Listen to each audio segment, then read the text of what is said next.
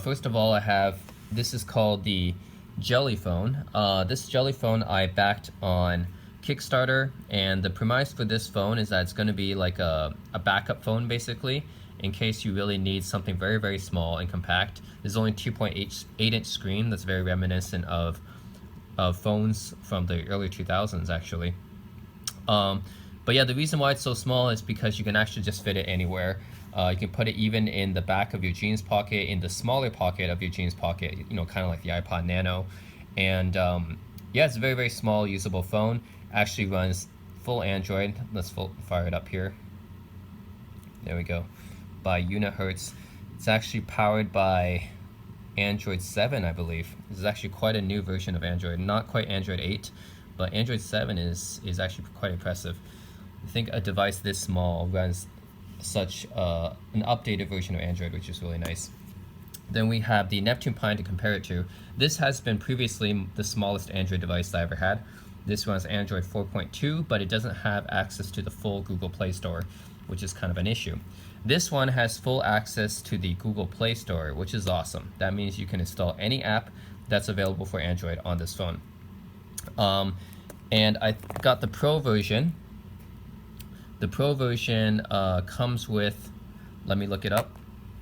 So the Pro version comes with 2 GB of RAM, 16 GB ROM, which is also flash drive, you know, disk space. But yeah, this phone totally got version of Android on here. It's a full version with Google Play and everything. It's also got 8-megapixel camera and a 2-megapixel front camera as well. That's something that even the Neptune doesn't have actually.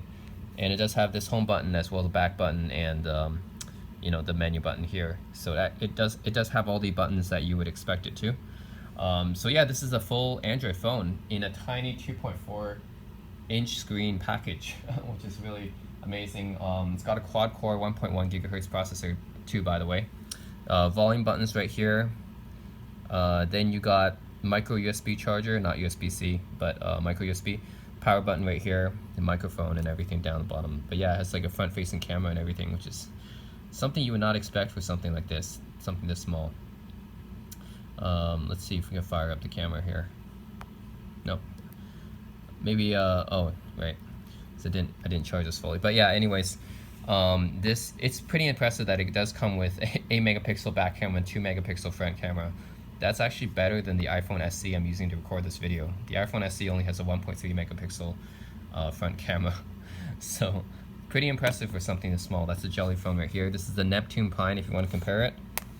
The Jelly Phone is a little bit wider, is a little bit lengthier, less wider, see? A little bit less in width, but a little bit bigger in length.